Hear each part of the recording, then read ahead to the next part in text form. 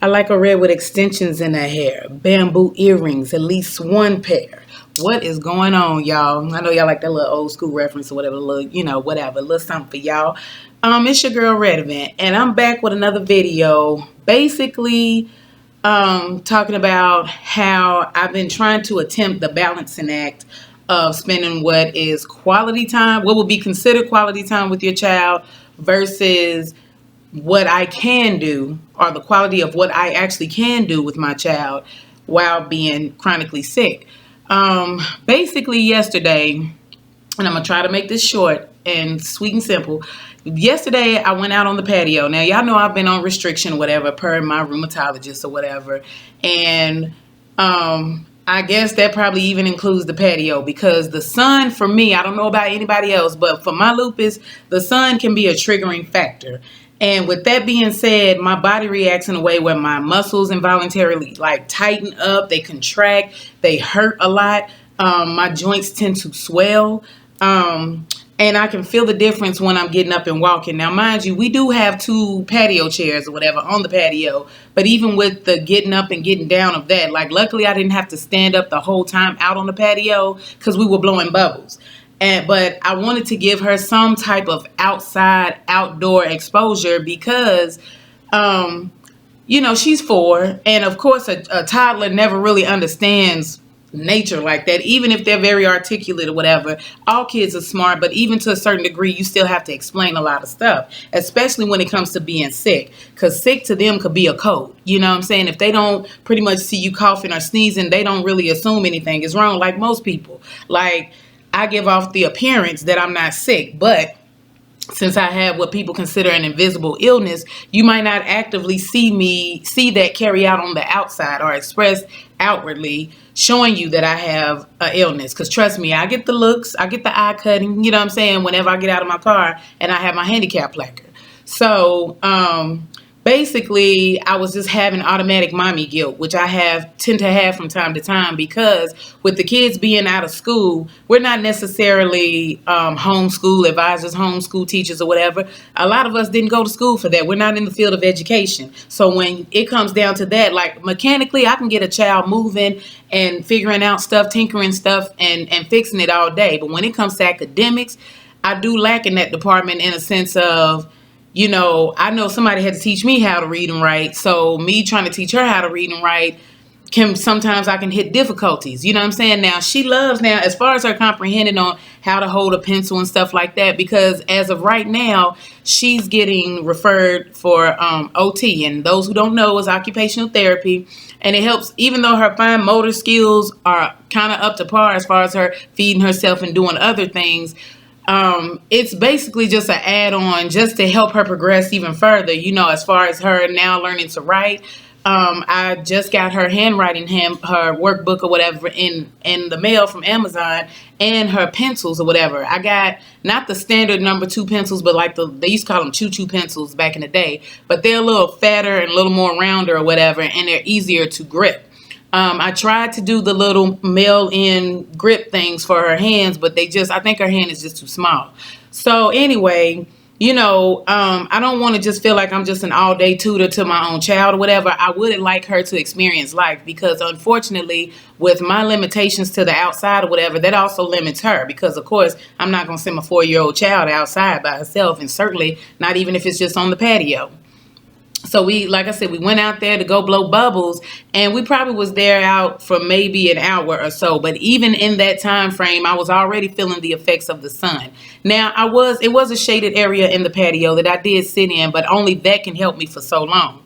But you always get hit with this guilt. Is either let this disease get the best of me and my life, or risk it all and make sure that my daughter has the best quality of life, even if that means just being on the patio. Because what I had to really learn was I can't keep kicking myself down about it. I have to make the best of what I can, with her. Because a lot of times I feel like I'm not giving her the full potential of being her mommy the way that I was with my oldest, because I was 20 years old having a baby. I was a lot younger, and being sick wasn't even a factor.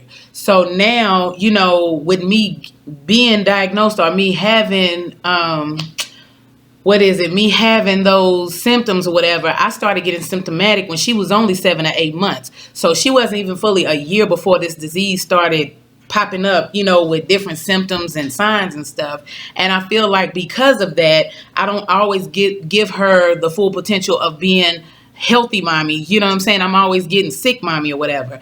And, with me having my situation in the hospital twice last year, like it was just a lot. Because time that I'm laying in that bed is time that I'm not spending with my kids. So you tend to feel like, damn, am I not being good enough? Am I not being the best mother that I can be? And the answer is, for me, is that I am.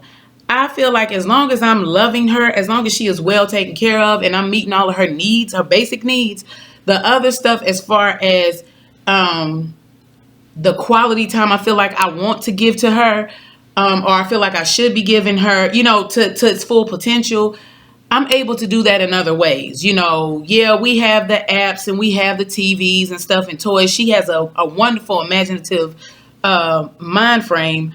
But, I started thinking about doing stuff like crafting and buying little stuff that she can paint, things to help kick off her creative situation, because I'm a very creative person. Left hand writer, right brain thinker. So I try to find ways like that to incorporate in our spending time together. Now, hopefully these things will get better and I'll be able to tolerate the sun a little bit better, because since this has been going on, I feel like my husband has to do most of the load. Like, he's the one that has to take her to the park, or he's the one that has to take her to the swimming pool.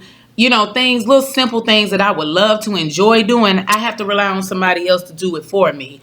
And it's not easy sitting on the sidelines and feeling like life is just passing me by while I'm having to rely on other people to pretty much live my life for me.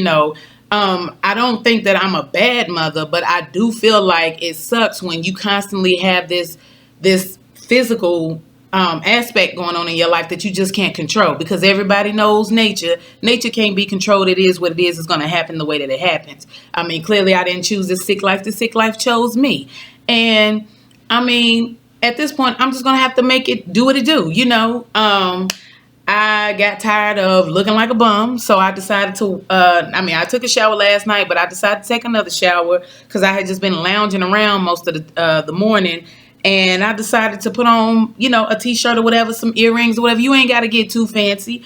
And another thing, I am going to try to carve out some time to do another video. I don't know if it's going to be today. It definitely won't be tomorrow, because tomorrow's my anniversary. Yeah, anniversary. Hey, it's my 7th year wedding anniversary or whatever. I definitely did a video prior about how I met Mr. J or whatever.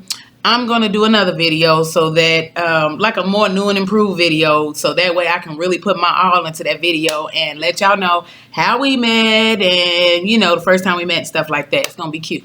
Yeah, y'all, I just, I'm doing little things to not only make myself feel better, but, kids feed off of those energies or whatever that you put out there.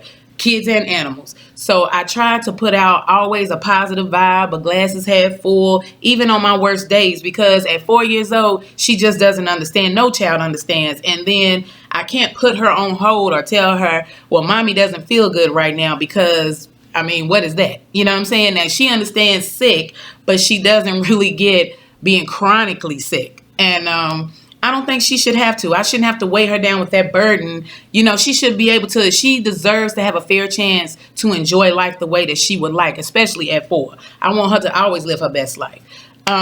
So with that being said, y'all, drop down in the comments, ways that you've been able to cope, or things that you do to kind of take your mind off of it. What kind of activities do you do with your kids during this quarantine time, lockdown or whatever? And let me just say, the fact that they're trying to open up the states again right now, it's just crazy. Now, I understand people do have to get back to work or whatever, but people, even at home in Charlotte, they're already trying to open up malls. I don't know if it's today or what, but y'all, it's ridiculous. You know what I'm saying? I feel like the number isn't going to do anything but climb, because people are going to be in such close vicinity of each other, and it just doesn't make any sense. It's just going to constantly put you at risk. But that's all I wanted to come on here and say real quick. And thank y'all for holding it down with me, you know, looking at my videos. I try not to make them so long-winded. That's not the plan, but you know how this goes. And stay tuned for my next video, and I'm gonna holler at y'all later. Peace.